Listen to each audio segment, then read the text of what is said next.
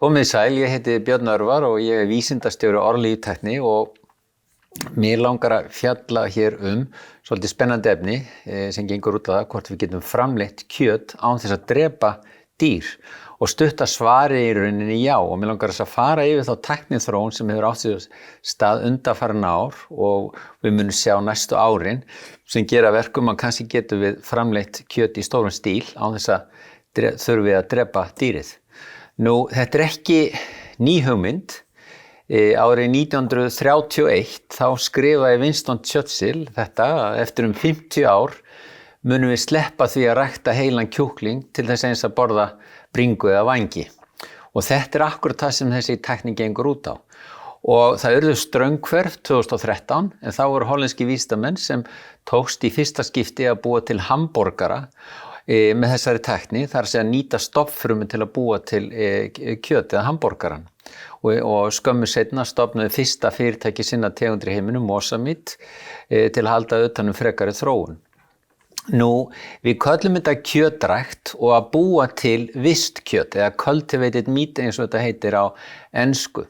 Og þetta nokkuð flókin tækni en í sín stystu máli þá gengur þetta út á það að fyrst lítið vefjasýni tekið úr dýrinu, úr nautinu eða svínunu eða kjúklingnum og í þessu vefjasýni sem fyrst og fremst vöðvafrumur líka stofnfrumur og það eru einangraðar úr vöðvanum og þeim komið fyrir í stáltöngum og þessum stofnfrumum fjölgað gríðarlega. Og eftir að tekist að vera fjölga þessum stofnfrumum, þá þessar stofnfrumur sérhæfðar yfir í vöðvafrumur, fitufrumur og svo framvegis sem mynda endingu kjötið. En í þessa ræktun, bæði til að fjölga stofnfrumunum, þar svokallaða dýravaxtarþætti eða growth factors og síðan þar líka aðra dýravaxtarþætti til að sérhæfa þessar stofnfrumur yfir í vöðvafrumur eða dýrafrumur. Nú, þetta mjög afkastamikil tækni ef að vel tekst til. Þannig talið að eitt vefjasýni sem kannski 2-3 millimetrar stærð geti gefið það bil 175 milljónir hamborgara en til þess þyrftu 440.000 kýr. Þetta gríðarlega öflug tækni með við bestu aðstæður. Þetta gengur út á að fjölga, að ná í stofnfrum og fjölga þeim og úr því búin til kjötið. En það hefur reiknað út að ein stofnfruma gæti fræðilega sér gefið það bil 10 tonn af kjöti. Nú, hvers vegna eru menn að þróa þessa tækni og það eru svo sem margar ástæður fyrir því en kannski mikilvægasta ástæðan umhverfismál. Og ef við skoðum aðeins fóðurnýtingu í hefðbundinni landbúnaðarframleiðslu, til dæmis ræktun nautgripa og svo framvegis, þá ekki nema það bil 1,9% orkunni sem nautið innbyrði sem skila sér síðan í próteinum. Í lambi þetta kringum 4,4% eins og við sjáum og í kjúklingi þar nýtingin langbest en það samt sem áður ekki nema 13% orkunni sem skila sér síðan í prótein. Í kjötrækt þetta 89%.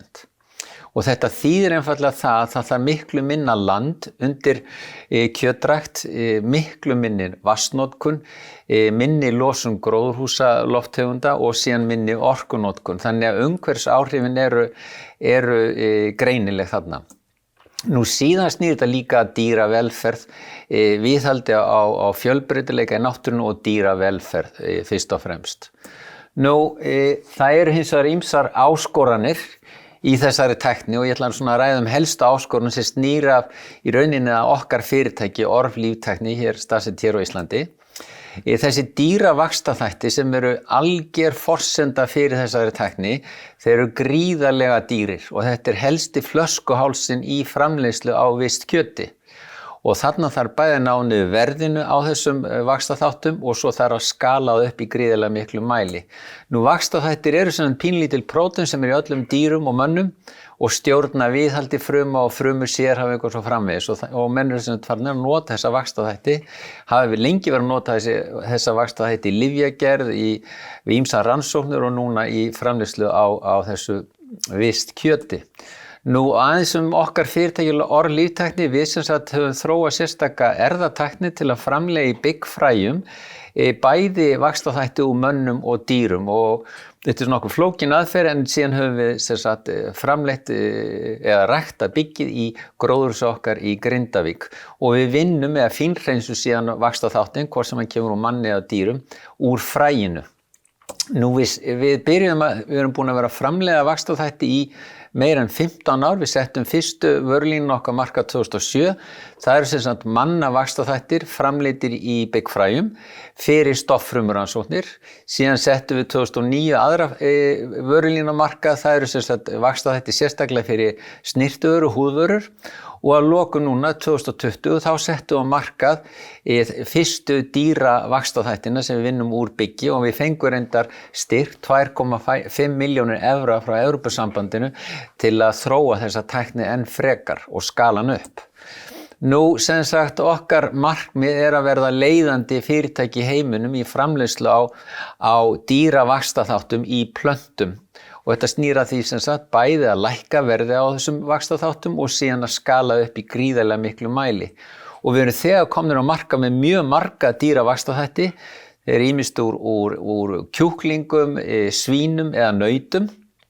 Og við erum þegar hafið framleiðslu og sölu á þessum vaxtarþáttum fyrir þessi fyrirtæki.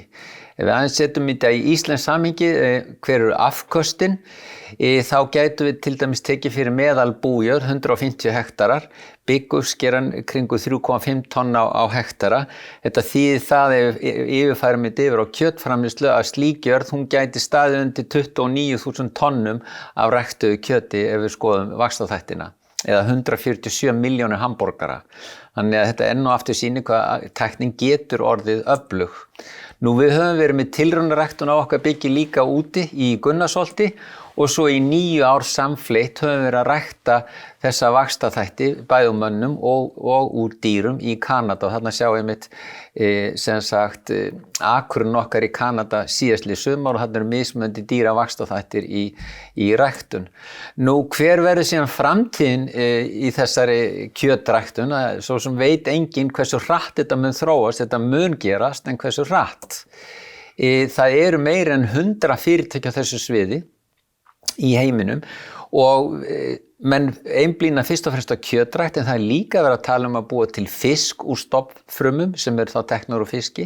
Það líka þegar farið að framleiða móðurmjólk og kúamjólk með þessari aðferð, það sem nota stofnfrumu og að lokum líka farið að prófa framleiðslu á leðri úr stofnfrumum og enn og aftur ekki þarf að slátra neinum dýrum.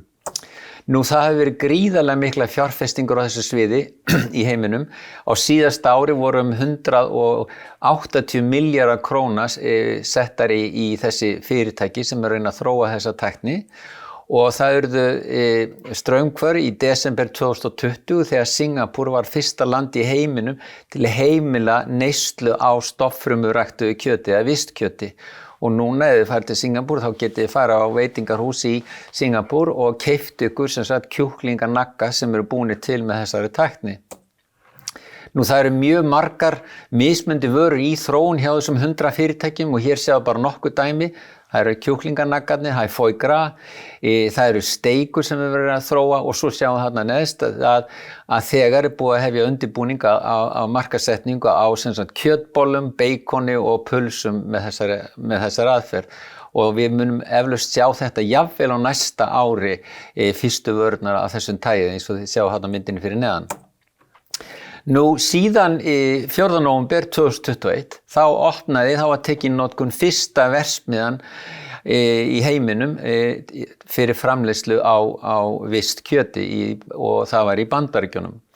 Nú þróunum verður samt sem áður þannig að fyrst í stað verða þessar vörur í rauninni sambland af plöntupróteinum og síðan vöðva- og fitufrumum. Og til dæmis eins og kjúklinganaggarnir í Singapúr, þeir eru 70% vöðva- og fitufrumur en 30% plöntuprótein. Þetta ennþá gríðarlega dýrt, þessi framleiðsla dýr, en við munum hægt og rólega sjá það hvernig plöntukjöt, hvað sem við nú köllum það, hvernig plöntukjöt verður hægt og rólega það verður sett út í þessar vörur meira og meira af þessu vistkjöti, þar að segja vöðvafrumum og fitufrumum til að bæta til dæmis bragð og svo framvegis. Nú svo það spurningin hvort við viljum borða þetta og það eru ýmsar kannanir sem benda til þess að töluvert stór hópur fólks í dag sem tilbúið til að smakka og prófa þetta og við sjáum að sérstaklega í Asíu og í Norður-Ameríku mikill velvilji gagnvart þessum vörum að prófa þetta meðal þeirra sem eru grænmetisætur og svo framvegis líka mikill velvilji og við sjáum þetta líka mjög háð aldri. Það að segja þeim mun yngri sem þeim mun líklegri ertu til að vilja að prófa þetta og við sjáum þetta örugglega þróast hratt á næstu árum.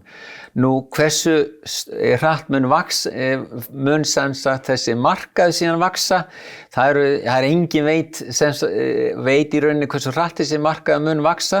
En það allt frá því að árið 2030 þá verði kannski bilinu kannski 10 og upp í 30-40 miljón tonn af þessu kjöti í framleiðslu.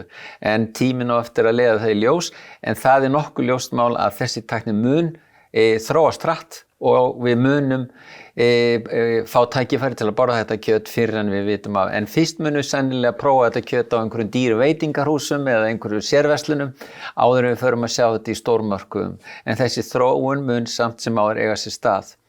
Nú og hér bara hugmyndur hvernig framleiðslan verður kannski í framtíðinni.